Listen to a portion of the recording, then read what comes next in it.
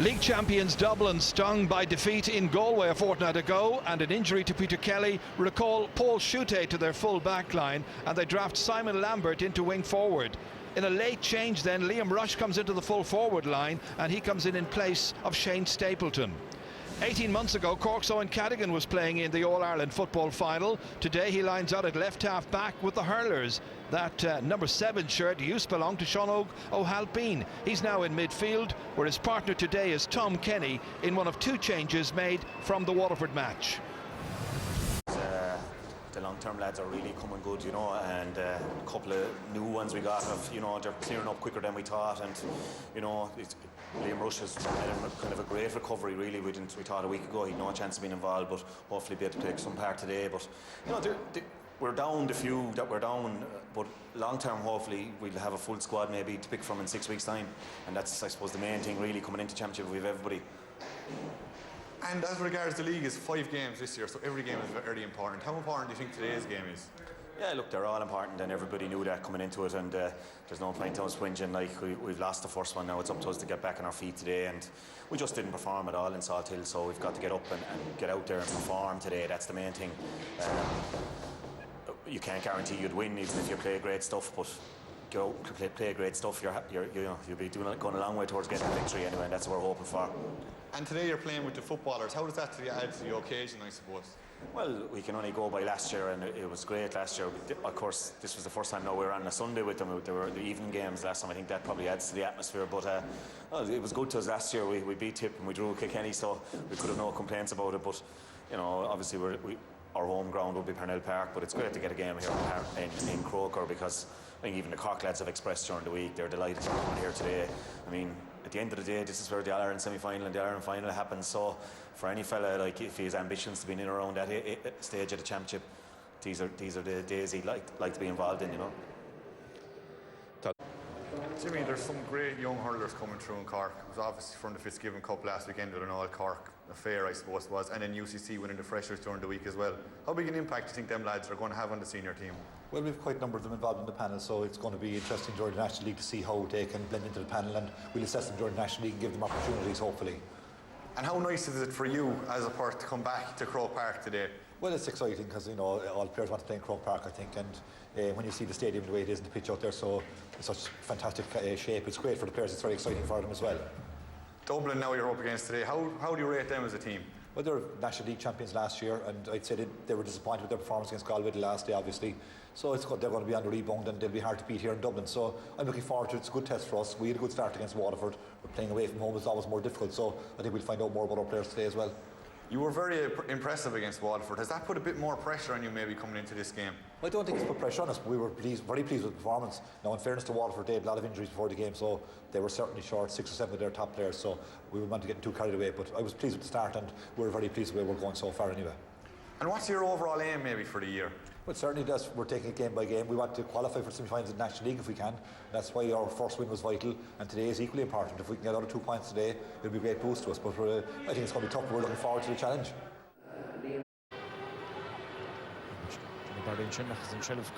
John Gardner Fanach, die Butcher Stachel Paulie Sullivan. Sullivan, Gira Elulish, Ilin Derrick Sullivan, nach Need Olin Gullin Prinis Nirich nach Nerith. Caffrey. She put Justin Johnson, she made hold. Come on, Corhileha, which she could have done, she could move. And David Tracy Tangwell and she make it there. Anything with us?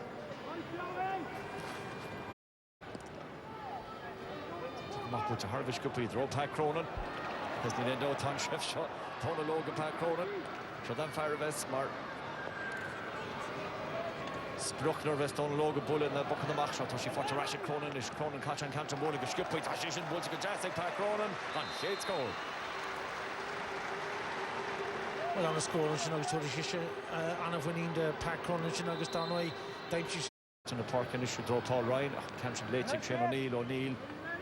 Bull match could be draw Paddy Sullivan. Sullivan chat to Machon on the Marlon Tossanish. Bull and Paddy Sullivan can each look back and draw Ben O'Connor. Umar Jessic Corkinish. Ben Gary's Machto. Tashi fought to get that Ilin Gary Ben and Trin Ben. Torchfield score. Augustin score. Fought Ben O'Connor.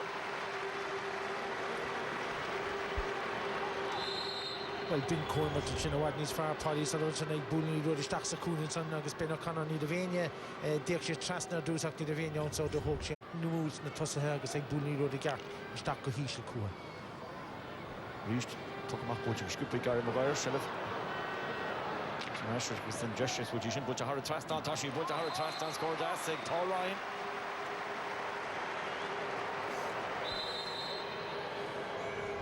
Scored that on Paul but big captain Chinderas catch from Begani Molan and agus Ryan Dwyer ag tak stack agus just again a flick oil agus you know the fui Paul Ryan on a the kind of Patrick Horgan hard a trust on. Pierrot stuck after the glitter keep it inside bit of Lavamach again Anthony Daly and son not off well hey you know Cada Hall and son of Tallinn or she never squeaked alone Schlesser Butzach also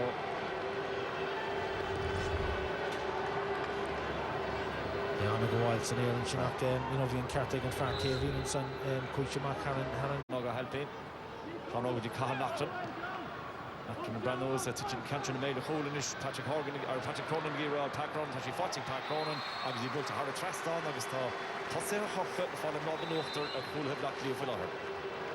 Well, sure, him befriended her Corking Garvilus Doyagus Garvilus a Hindi Massam Tashi Giri Farim Chu Gaku and Northern Liro the Kotashi Giri Pascal and Dahat Slat Kotastak Tashi the Black Days Pukuk works in Scotia. Green, oh. See the Hena Carachas, a brief from Mortis and Norha, Egg Paul Ryan, August and Cantron, but no. For Tun Malach there, Conan. In the gate, Cliffe, and for Clardigan. Can't fight to get on the Hena, well. The Joey Boland. Boland in issue with some more dear house, I think.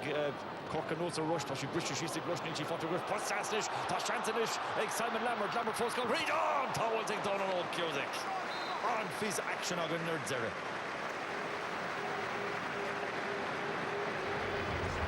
I want to go to one more deal, Chin August, the Hepper Cork, you're going to road the stop on San August, on a stop on Chin, Cusick, Tom Kinney, talked in East Lambert and Son with. Gary Gay who guide but on the stop for Don Logan so da work Blackley and Cool and Thompson bit of an auction and loose and clear but on the stop to Joe. Vi Passberg das command no Honishach.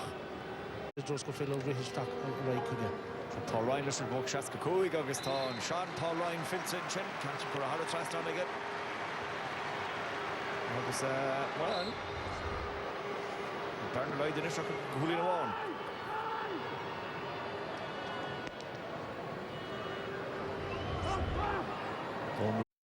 Shane Duck going to give us command of Blackley and King Butcher's to draw rush. Donald Janagama on Emertic and Noel Coley. Session Mishna Hosh to draw Pat Cronin, Ish to Ame Cronin. Was Cronin on Boyle and Chinnis, which is in Corahara Trust on again, Tosh, Corahara Trust on again. Three was cooling fighting Pat Cronin and drop. Yeah, shouldn't have had this finish of Cork if we Pat Cronin and son Lesh Fain and son so the Hawk should go around and son confirmed and a post in Shin Fain Correvshe I guess the Fosha Cooling Brown. John Gardner, Stachs Spasinish, Paddy Sullivan, Chachtamach, under the Marlon Tossach Sullivan, Capas, all interested watching the oh, Cousins, August Cousins, Fear, August Fear, Howard and Chin. Then Michael Carton, or the cool hand of actually got to reach, Nish Blackley or Unsi Reach, was in Cantor Task with Paul Ryan, Paul Bulchers and Dean in there, he shouldn't Bulch like a haul in there, Paul Ryan. And Fisa Cousins and Chin, I was Unsi Blackley, Hongel in Ainsley. You want to go on Fisa Cousin, but Cousin Dana Hawk to get tall shooting, Chinock, the cocky begun in Log Massam, you know, the Vinician Kate, Chin and Coolina, Paul and Chinock's Fisha go blow at the Kaimir Robert, you know, the cocky. Then the force Castle Jagger Hall and Chinle Halo, Tashi Forza Dwyer, Nish Touch off Root, Tasha Hokalza, and piece of Hokal, Jim Gentic, Stephen McDonald. Steve McDonald was the force engine, Shane O'Neill, Kudurash, Fatarash, McDonald, Titchin Gio Love, McDonald, which watch it, Tashi Sloan, Marva, Fatachin, Shane O'Neill, Takta Machanish. And Hutchins into Blackley, Cork Kutcher, Shane O'Neill, Donald Captain of Foreign.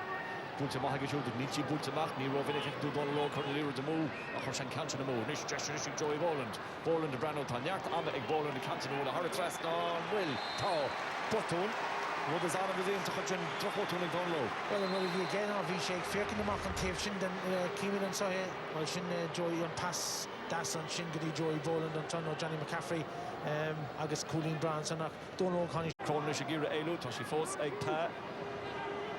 On pass Lova, Ishtach. Draw Conor Lahan.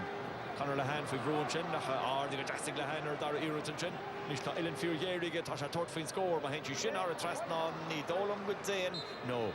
The Danish machine of Baton on says Corushin Bristol Shees Nish Agus Black Clear Cork begun in East Brewer Ilona Park Agus Lalina Cousin Doc go high there. I'm sure that Emery Lord Parker Sean Oga helping but fantastic hauling again draw Paddy O'Sullivan. Paddy in Canton but a Haragolan Agus a Gassashish Dach Shilum Gassa Gassashish Dach Gentle Das and Paddy O'Sullivan. He scored over the Tamil. The Harley Shishin Donna Sean Oga helping put on a fast the party Agus just Dave Sheridan Trusty and Son Agus Niall Cochran who she on almost Barstow but Cooling Bronze on the Paddy O'Sullivan Agus Vijay Tastal Gagero Corky. Mahnish, when she fought a grush, or a dar ear to on, immer to gleam, Rotten Conchel of all, as in Canton Bulza, Haragolan again, Nidolan with Schinsbrook, Don Logas, Machto and Chin, Skilling Donald, Captain, Major Gotcha, Emita Virganlina, August Visha, Emita Virganlina, yeah, Conica Moira, Camp Mahan, Major. Corner posty but on a Congo to so the Congo Welsh King Show. And yet a puck Shaska Cool given his Congo gun goal at Zern of his Nilen Stray, Mastro or Paul Ryan, but our trust on again.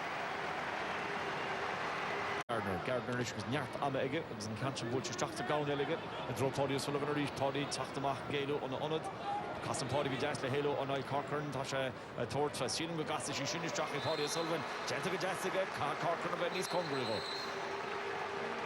And she didn't score fight there, Paddy, Egg Fairkin Delareesh, and Shinaga said, I know you on the Egg Talk Marvin and Gwe, Egg Talk Trust, and Bugani, Tashi Dako Galore. Sheelan, Tashi, what's our heaving lava? What's our in shop? It's not the rare Caleb Dean, the chief to Chaga Park of Croker. The Sula Harter, Turtle Milan, Chin Conor Lahan, who's told Lahan the Massaday, or come on. Lahan and Ishuk is in Canton, Woods, or will he Kate score? Feka, Agan Boyan, Toga Devon, Nuggets, or score. Well, score Branhoff's block and Shin Conor Lahan, fighting the road out, go hard to near, I guess, Dul Traston. I don't know why he couldn't score 9 shows, Kimmy and Soy, go hard to near, Shin and Dara Kiona, a rook chest in air, and Shin, I guess, Stackalaw Breel. Struck here can topic agus Helen Trust now and Akarish Cork ignored the right time on notes talk called Steenig talked about. Will Michael Carton the talk Trust initially Conor Lahan work on. Shane Durkin then a race into Maher of Hatamel. Hatamel rational series should say Camp Butchdock Ryan Dwyer, Corey Ryan Dwyer, watching Paul Ryan. Paul Ryan pass, could you Ryan Dwyer back to Sutcliffe, chance and Sutcliffe for goal. But he shall fall to chance falls and she fought to Ryan Dwyer. Oh, Patrick Gentigo Dwyer, Nari, Patrick Carter, Nilsy Glant to falls, a chance falls it black clear. Shelvan Chohanishik, Danny Sutcliffe for Reach, Sutcliffe for Brando, Sutcliffe for Bolas, but you shouldn't be hard to trust on Tall, Colin for Derek. Achfi Shancer Cool. The chance are cool and so now it's Sutcliffe token on Finton Shop with the chance grind the wire Berry of Wooler and Talavich and Brian Murphy attacked the stock on a clish that is on a smart thought it bitly road the day on chance cool Kinte Portla I gave clear but on a stopping don't know Grish on Dollar Count. Situations Tasha Shin Conor Lahan will Tasha Trace he was Tamil Fanat score gun shades go Hampshire again. Well, I'm right. The black cleanish Tashi Trish, Mickey Carton, who trust and son are Conor Lahan. I was Visheshnik din of Gama Cahan Lockton holds to Tefella now. Be able to make on vertical initiative road. Go make Shane Durkin. I guess Michael Carton Idri road. So will Michael Carton hold or Conor Lahan. So so won't you bring the Hatter Shin. On Cadigan Gamassan air and sugars and pass draw Vichy Bugnin ro Orden Shin the Pack Cronin. I thought Cahan Lockton Cowlish Mata.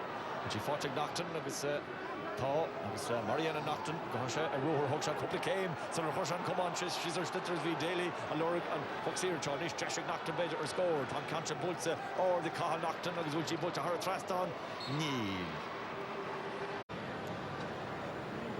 producer secretary Shane O'Neill caught a thrust in draw Brian Murphy was in pass here Stephen McDonald for Rowan Chenegal that's back clear agus Conor Schlitter and Jim Piece of Brian Murphy, Codur Derrick's in Glantamahig Murphy, watching British She's in Carton. Fortunately, Lahan or Ish Lahan, and Visha Titchum Cheester Wolch and Canchin Shach, for the Sullivan Gearis Machtu, Chenach, Kulu Chirchin, Paul Chute, Scuppy, or Paul Chute, Chen, well, Vicari Maguire, Squid Chalish and Ganchin. Well, Alan McCrabb is agus é gimmert mar lat an bhór do Ross Cashman Mach búte sin brisú síach tá sí léite agus léite go desan sin ag Simon Lambert ach Robert go des agus seán go helpin tras agus í Cathal Nachtan can sin cáilte Cathal Nachtan agus í fortaration sin ag Simon Lambert a dro David O'Callaghan sin O'Callaghan frí brú cartan sin is agus an passage sa lár Shakadí Shane Durkin, but Von Durkin at there irritated. Jason Shers black Blackley or scores. Corrine Chen agus which I thought for Cole. Sound Cole score it's Neil Sagam Gonal and May Delon Rogue on toss division. Well, the Vishantiga Connie Fina Hoku and Son Kimi and Son pass on a Yassistaka Gudi Vredoyer and Son Simon Lambert agus said Idol Trastner Kimi and so here. Yeah, we should be going on the June is all a push staff. Nor tá caiideán chahar agus is atá ag don log.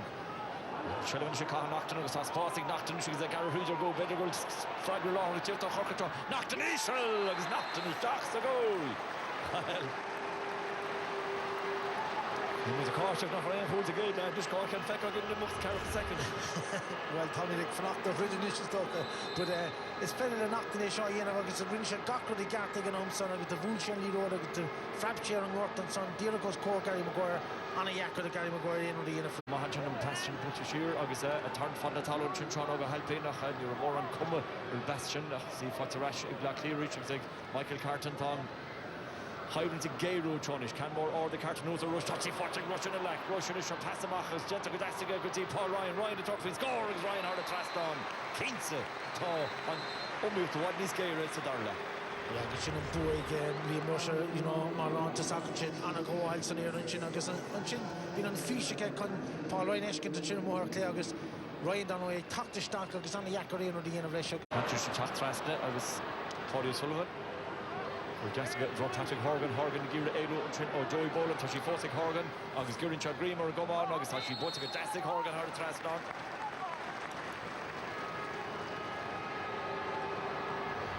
Well, Connolly Hanson on Medi Bray and Chin Conan on Tashin Cork Trasner Agus Conan Lee Road Command and Agus Patrick Horgan Tack Agus Colleen again Agus Martin looked to go Patrick Horgan and looked to Rush and can order the rush which he fought to rush Neil again there touchy fought to rush and Dara Irtish rush again only to chance better scoring Agus a turning Sheeran and a Gardner Agus puck serious stock of on going Agus to the general Mitchell shots a row the Sheeran Lee Road to Beja Marshall Cooling with August again potential for Ian Cole it's actually so to Don Logas the Ryan O'Dwyer Terrence Agus Tom Cole fought a Ryan O'Dwyer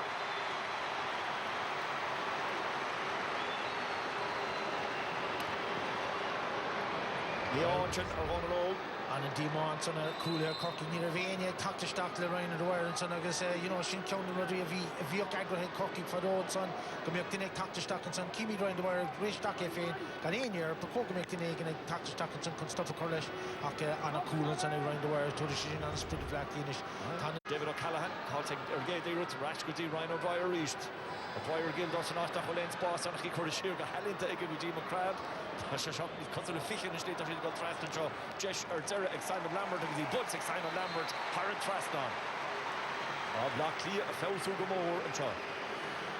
Well, Tasha Fausu Gomor, I guess Willie Megan down or Corky sticks, Latlina, Clainish, I guess, Owen Callaghan, Image Stockmar, Laura Cooley, but, you know. Actually, shot, he's going to clear a hole.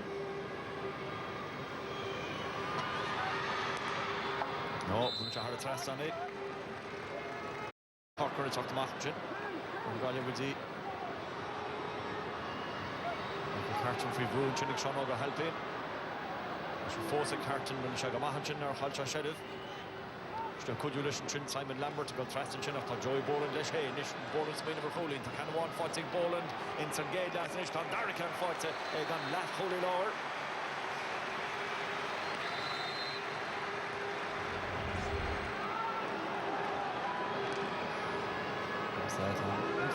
Harvey Skipper in shot, as the Canchin Court move, a bit attack run, and Canchin move on it.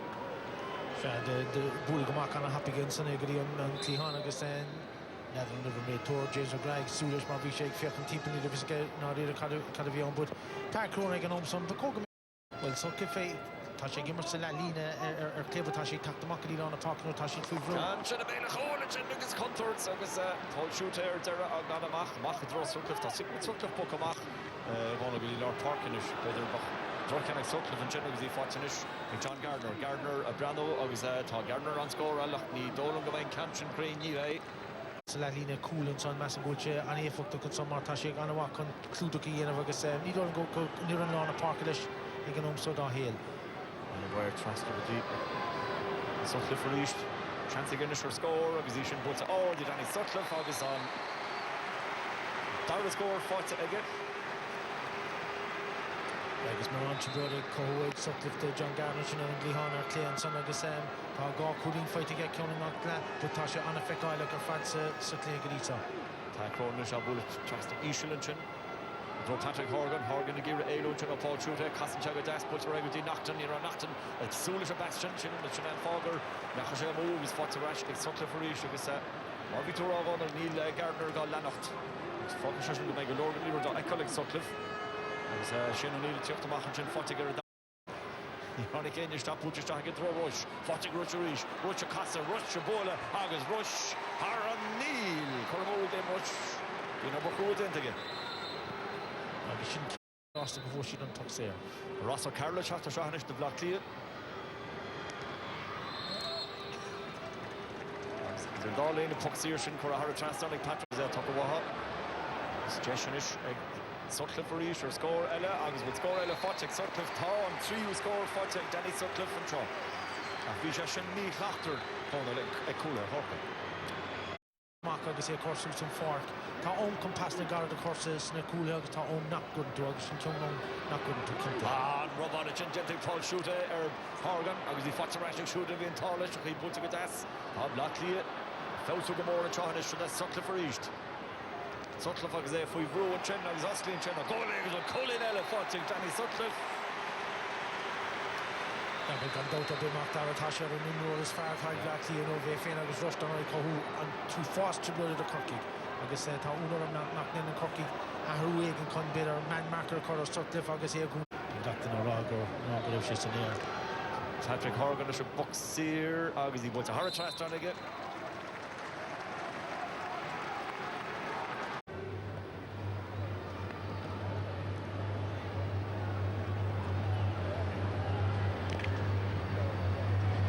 Devon, Tashan Genta, Paul Ryan.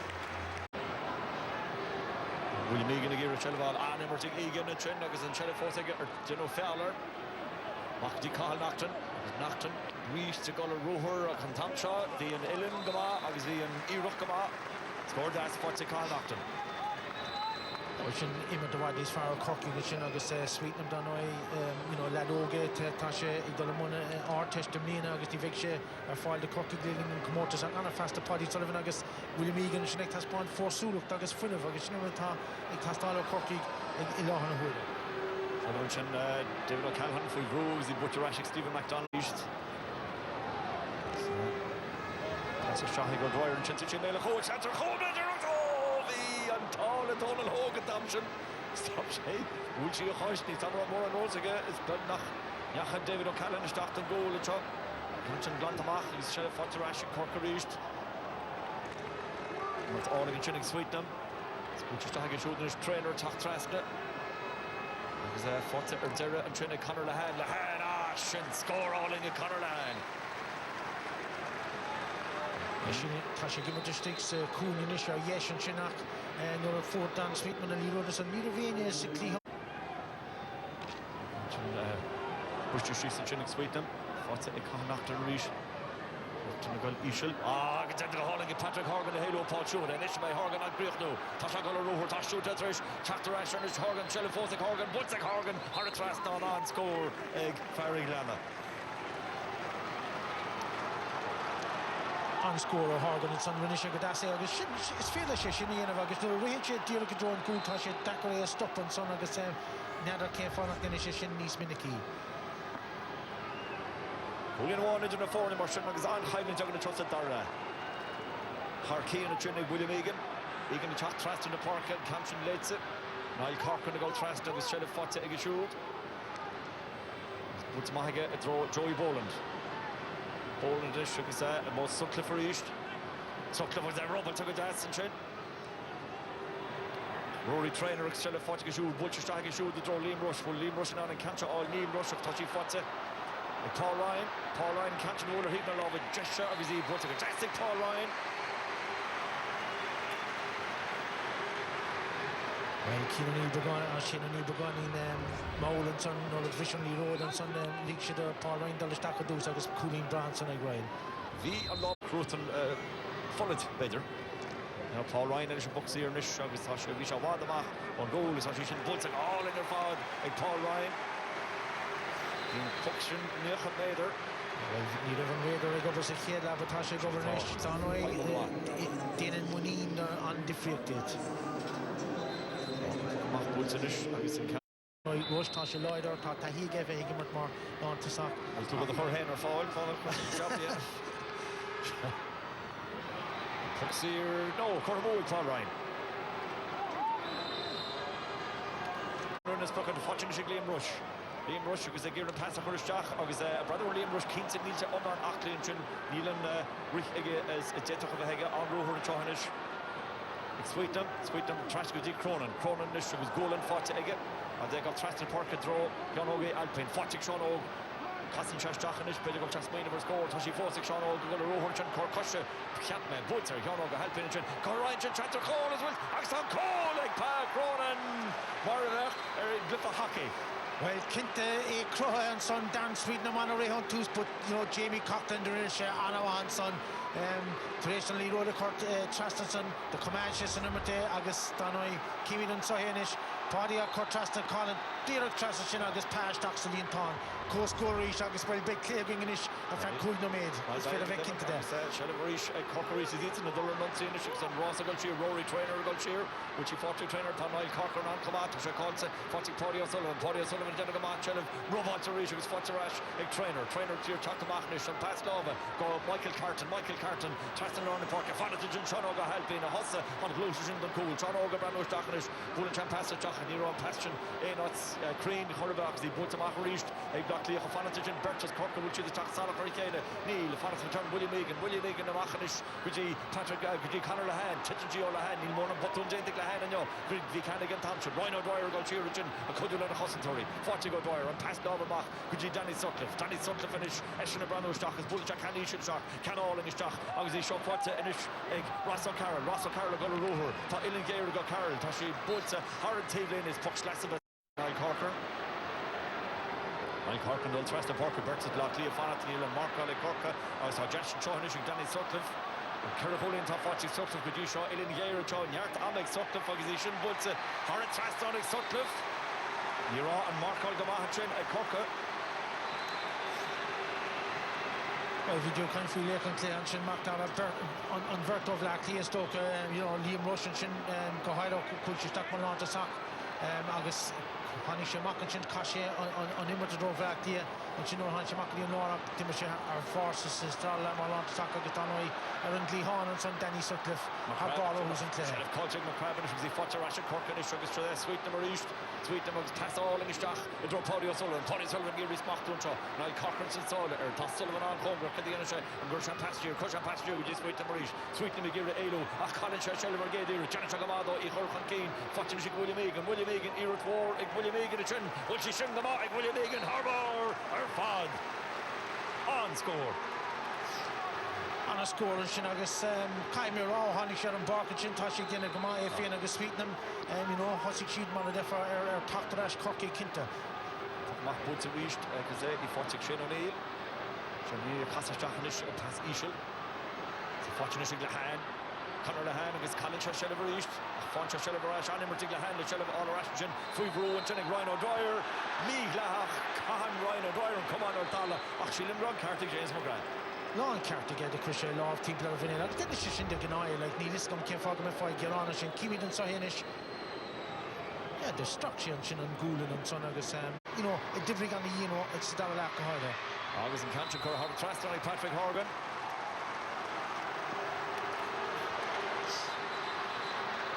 So, and will Cork the broken into Hurling. Anthony Daly ag dul baini an son ag na Poganasera and King for Gru agus the Queen Go go right here. Right, Tasha Stogov.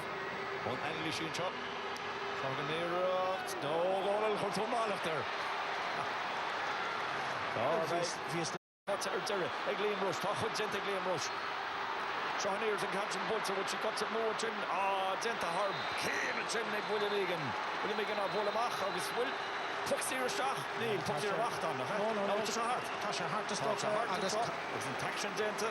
Agus Cafa Ramach dar na hunde who Cork got a bark Jen Street na agus William Egan agus Loch McLaughlin. Idvech Dimar of Gachalfer and Claes on the pointer. Me dear Claymani and Clay9 Galliv look we do fast on near Van Parker on agus Shannon Notwheel here veanach dumps of vein show and Kate or make him or leg so strode new I showed them so just make fail them new so to make them point hand of us new anyway.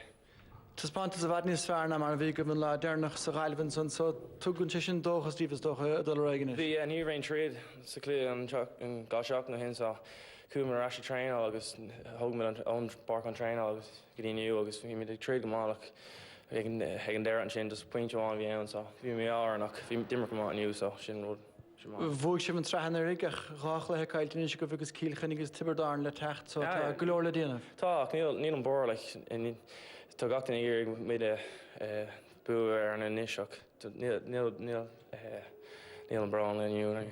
Correct, Danny Sutcliffe gone out left.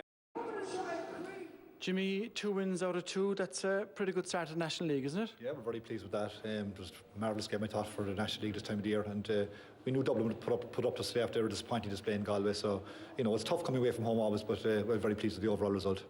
And the younger guys in particular, things stood out today. Conor Lehan throughout, and the subs you brought in made a huge difference. Yeah, but that's we're trying to develop a panel, and we set out to start here. We'd broaden the panel and see if we get players in who would step up into county hurling, and I must say, very pleased with their performance. We were thrilled with them all overall. The whole lot did very well, I thought.